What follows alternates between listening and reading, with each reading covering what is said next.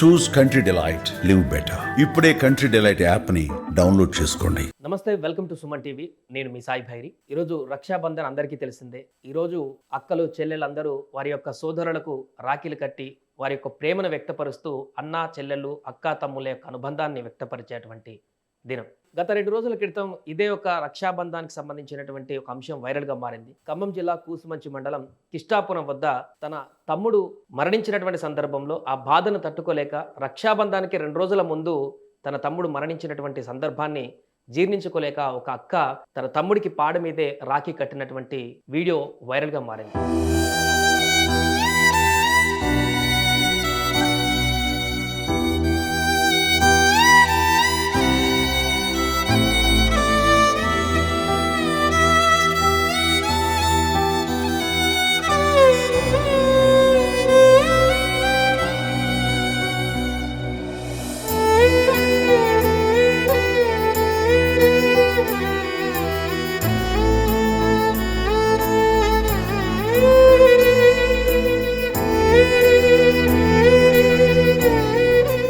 ఈ ఘటన చాలా మందిని కలిచివేసింది. అన్నా తమ్ముళ్ళు అక్కా తమ్ముళ్ళ బంధం ఏ రకంగా ఉంటుందనేది కూడా పూర్తిగా వ్యక్తపరిచినటువంటి సందర్భం కూడా ఉంది.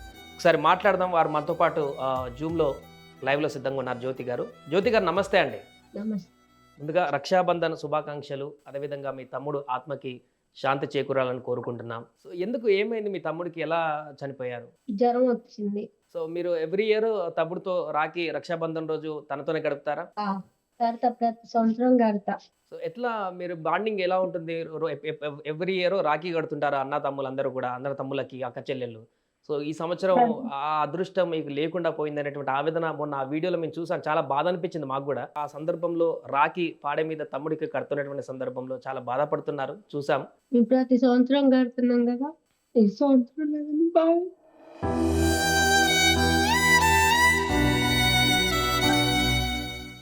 జ్యోతి గారు, అంటే మీ తమ్ముడు అంటే అంతకుముందు అనారోగ్య సమస్యలు ఉన్నాయా? అంటే ఏమన్నా ముందు అనుకున్నారా ఇలా జరుగుతుందని ఏమన్నా అనుకున్నారా? అసలు ఏమీ అనుకోలేము. మీతో పాటు ఇంక 2 అక్క చెల్లెలు కూడా కట్టినట్టున్నారు. వారు కూడా మీ ఓన్ సిస్టర్సేనా? చాలా మంది ఉన్నారు అక్క చెల్లెలు. అచ్చా, ఒకటే తమ్ముడా మీ అందరికి? సో మొత్తం ఇంకా మిగతా 3 కూడా కట్టినట్టున్నారు ఆ రాఖీ మొన్న. అందరు కట్టిర్రు, ఇవన్నీ కట్టిను. ఏం చెప్తుండేవారు జ్యోతి గారు ఎవ్రీ ఇయర్ మీ తమ్ముడు రాఖీ కట్టిన సందర్భంలో? ఏం చెప్పలేను. ఆట పట్టిస్తుండేవారా? ఏది లేదు, మంచిగా ఉంటావు, మంచిగా నా బిడ్డను కానీ మంచిగా చూసి. అంటే ఎవ్రీ ఇయర్ మీరు రాఖీకి ఇంటికి వచ్చినప్పుడు లేకుంటే మీ తమ్ముడి దగ్గరికి వచ్చినప్పుడు రాఖీ కట్టిన సందర్భంలో ఏ విధంగా ఇద్దరి మధ్య బాండింగ్ ఉండేది? ఆయన ఏం చెప్తుండేవారు, మీరేం చెప్తుండేవారు? మేమిద్దరం మంచిగా ఉంటాం. మా అమ్మ చిన్నప్పుడే చచ్చిపోయింది, మా నాన్నకి చిన్నప్పటి నుంచి మీ తమ్ముడిని మీరే చూసుకున్నారా జ్యోతి గారు? మేమే చూసుకున్నాం. ఓకే, ఎంతవరకు చదువుకున్నారు తమ్ముడు? చదువుకోలేదు. ఓకే, ఏం వర్క్ చేస్తుంటారు? 7 వరకు చదివిండు, ఇక పనికి వెళ్ళిండు. తర్వాత ఎంత వయసు ఉంటుంది జ్యోతి గారు తమ్ముడికి? 25. ఊర్లోనే పని చేసుకుంటూ ఉంటారు. అంటే ఎంతకాలం నుంచి అనారోగ్య సమస్యలతో బాధపడుతున్నారు? అంటే ఎప్పుడు లేదు అసలు, ఈ మధ్యలే మొన్న వర్షం అప్పుడే. ఇక అచ్చా, అంతకుముందు ఏం సమస్యలు లేవు? ఎలాంటి అనారోగ్య సమస్యలు లేవు? ఏం లేవు అసలు. మంచినే ఉండి ఇక హ్యాపీగా ఉండేది. వర్షంలో తడిసి ఫీవర్ వచ్చింది. అచ్చా, జ్వరం పెద్దగా అయిపోయి ఇలా అయిపోయింది. చివరికి ఎప్పుడు మాట్లాడారు మీతోటి? ఖమ్మం పోయినాక మాట్లాడారు హాస్పిటల్లో. ఏమన్నారు? మేము అక్కడికి వెళ్ళాము కానీ ఇక లాస్ట్ మన నాన్నకు అన్నం పెట్టు, మంచి చూసుకున్నాన్ని, నేను తిరిగి వస్తాను రాను, జాతకణాలు పడిపోయినాయన్ని. మీరు ఒకసారి అసలు ఏం జరిగింది, ఎలా చనిపోయారు తను, ఇదంతా ఎలా జరిగింది? 4 రోజుల వ్యవధిలోనే ఎంత అంతకుముందు ఏమైనా అనారోగ్య సమస్యలు ఉన్నాయి కావచ్చు అని అనుకున్నాం, కానీ ఇప్పుడు తను చెప్పిన దాని ప్రకారం చూస్తే ఏం అనారోగ్య సమస్యలు లేవు, మొన్న జ్వరం వచ్చి చనిపోయారని చెప్పేసి అంటున్నారు. అసలు ఏం జరిగింది? ఏం లేదన్నా, మామూలుగా ఇప్పుడు రెయిన్ సీజన్ కదా, 20 డేస్ నుంచి వర్షాలు వస్తున్నాయి బాగా. ఓకే, ఆ వర్షం రావటం వల్ల విలేజ్ లో ఏంటంటే ఇంకా చెరువులు అలుగులు పడతాయి కదా, ఏదో పిల్లలు సరదాగా ఫిషింగ్ పట్టుకోవటానికి అని అట్లా వెళ్తుంటారు కదా. అవునవును, అలా వెళ్ళారు, ఫ్రెండ్స్ తో వెళ్ళి బాగా తడిసాడు అనమాట. ఒక 7 hours 4 hours దాకా తడిసాడు బాగా. ఓకే, తడవటం వల్ల ఏమైందంటే మామూలుగా ఫీవర్ వచ్చింది. ఫీవర్ వచ్చినా కూడా ఆడికి ఏమి ఎఫెక్ట్ అనిపించలే, యాక్టివ్ గానే ఉండు. యాక్చువల్లీ ఏం తినలే, నాన్ వెజ్ కూడా ఏం తినలే. తర్వాత రెస్ట్ లేదు, ఫ్రెండ్స్ తో తిరిగి వర్షంలో తడవటం జరిగింది. దానివల్ల ఫీవర్ అటాక్ అయింది. మామూలుగా విలేజ్ లో ఆర్ఎంపీ తోని ఒక ఇంజెక్షన్ వేయించుకోవటం, అట్లా టాబ్లెట్లు వాడటం జరిగింది. మొన్న ఒక 2 డేస్ బాగా హెల్త్ అస్సలు సపోర్ట్ చేయట్లేదు అని చెప్పి వాడు ఫ్రెండ్స్ కి చుట్టుపక్కల మాకు చెప్పటం జరిగితే ఎమ్మటే మేము మా విలేజ్ ఆర్ఎంపీని తీసుకొని ఖమ్మం వెళ్ళాము. ఓకే. ఖమ్మం హాస్పిటల్స్ కి వెళ్తే వాళ్ళు టెస్ట్లు చేయగానే డెంగ్యూ ఫీవర్ అని చెప్పి తేలిందండి. డెంగ్యూ ఫీవర్ తేలింది.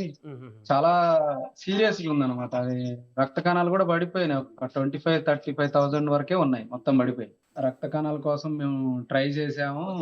కొంచెం డబ్బులు ప్రాబ్లం ఉండి ఏమైందంటే అండి, మా వల్ల ఒక మిస్టేక్ జరిగి ఆ రోజు ఇంటికి వచ్చాము వైద్యం చేయించుకోకుండా, తెల్లారు వస్తామని చెప్పి. ఓకే. ఆ 1 డే గ్యాప్ లోనే ఇంకొంచెం ఇదైంది. డబ్బులు రెడీ చేసుకున్నాము. రక్త కణాలు ఇవ్వటానికి కూడా డోనర్స్ దొరికారు. ఓకే. మధ్యాహ్నం వరకు కూడా హాస్పిటల్ బిల్డింగ్ ఎక్కాడు దిగాడు, మేమందరం ఉన్నాము. ఆటోమేటిక్ గా ఇక బెడ్ మీదనే కొంచెం ఇది కావటం జరిగింది. బెడ్ మంచం మీద, హాస్పిటల్ బెడ్ మీదనే ఇది జరిగింది. అంతకన్నా ముందు రోజు డాక్టర్ గారు ఏమన్నారంటే, మీరు ఎమర్జెన్సీ చేయించుకోవాలండి వైద్యం, ఈ బాబుకి అంత బాడీకి అంత ఎక్కేసేసింది, అది ఫీవర్, డెంగ్యూ ఫీవర్ అని అన్నారు. కొంచెం అక్క రావటం కూడా మేము అందరికి చెప్పాం. వాళ్ళ అక్క బావ కూడా వచ్చారు. చిన్నతనంలోనే వాళ్ళ అమ్మ చనిపోవటం జరిగింది. ప్లస్ వాళ్ళ నాన్నకి కొంచెం మైండ్ పని చేయదు. అంటే ఇంక ఇంట్లో వాడు ఒక్కడే ఉంటాడు అనమాట. వాళ్ళ నాన్న వాడు కొంచెం తల్లి తోడు లేదు. అక్క వేరే ఊరు ఇచ్చాం కాబట్టి మ్యారేజ్ చేసుకొని వెళ్ళిపోయింది. సో ఏంటంటే వాడికి ఒక 1 వీక్ 10 డేస్ నుంచి కూడా జ్వరం ఉందండి. ఒంట్లో ఉంది కానీ బయట పడలే. వాడు అంత క్షీణించే స్టేజ్కి తాలే. క్షీణించే స్టేజ్కి వచ్చి మేము హాస్పిటల్ తీసుకుపోయేసరికి మాక్సిమం 70% బాడీ మొత్తం ఇదైపోయింది ఆల్రెడీ. అప్పటికప్పుడు మేము అంతా హడావిడిగా తిరిగాము, చేసాము, కానీ అది వైద్యం ఇంకా అది సపోర్ట్ చేయలేదండి. బాడీ సపోర్ట్ చేయలేదు. సాగ ఇమ్యూనిటీ పవర్ అంతా పడిపోయింది. అప్పటికి మేము రక్త కణాలు కూడా ట్రీట్మెంట్ స్టార్ట్ చేసాం. ట్రీట్మెంట్ నడుస్తుంది. ట్రీట్మెంట్ స్టార్ట్ అయింది. రక్త కణాలు ట్రీట్మెంట్ స్టార్ట్, సెలైన్స్, జ్యూస్లు అవన్నీ ఫార్మాలిటీస్ అన్ని చేస్తున్నాం. కానీ ఇంకా హాస్పిటల్ బెడ్ మీదనే అది తుది శ్వాస విడవటం జరిగింది, చనిపోవటం జరిగింది. తర్వాత మేము ఇంకా మిగతా ప్రాసెస్ హాస్పిటల్ మాట్లాడి డెడ్ బాడీని ఊళ్ళోకి తీసుకురావటం జరిగింది. సో అక్కడ అక్కలందరూ కూడా దాని తర్వాత రాఖీ కట్టినట్టున్నారు. అవునండి. అంటే ఇప్పుడు ఈ జ్యోతి మెయిన్ సిస్టర్ సొంతం, మిగతా వాళ్ళంతా వాళ్ళ కజిన్స్. వాళ్ళ బాబాయ్ పిల్లగాళ్ళు, పెదనాన్న పిల్లగాళ్ళు, అలా మళ్ళీ మొత్తం కజిన్ సిస్టర్, మొత్తం ఒక 10 మెంబర్స్ ఉంటారు. ఓకే.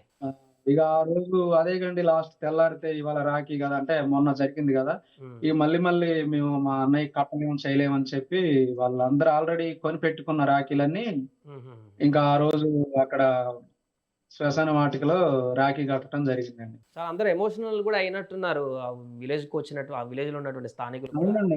వాడికి ఫ్రెండ్ సర్కిల్ ఎక్కువ, యూత్ బాగా ఎక్కువ ఫ్రెండ్ సర్కిల్. నేను కూడా వాళ్ళ పక్కింటి అబ్బాయిని, నాకు తమ్ముడు అవుతాడు వరుసకి.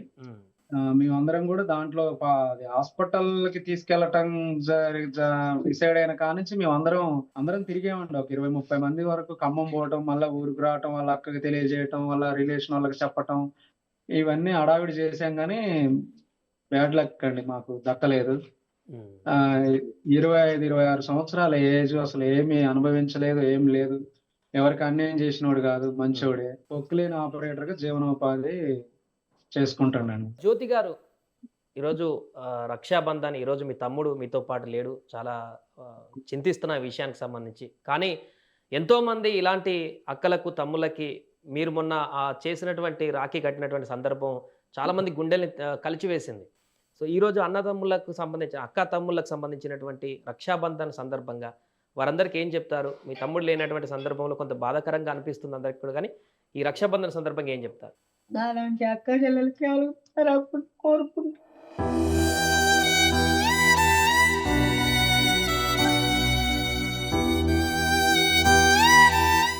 అది జ్యోతి భావోద్వేగానికి గురైతుంది. మాట్లాడలేకపోతుంది, ఆమెకి మాటలు రావటం లేదు.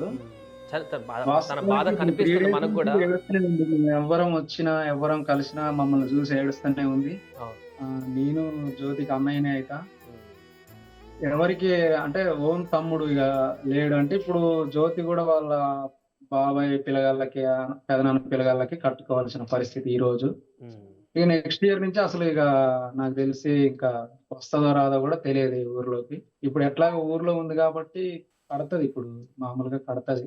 కానీ Right. బాగా బాధ మాత్రం ఉంది సార్. బాధ బాధ. రైట్, థ్యాంక్ యూ రాంబాబు గారు, థ్యాంక్ యూ జ్యోతి గారు. బాధపడకండి.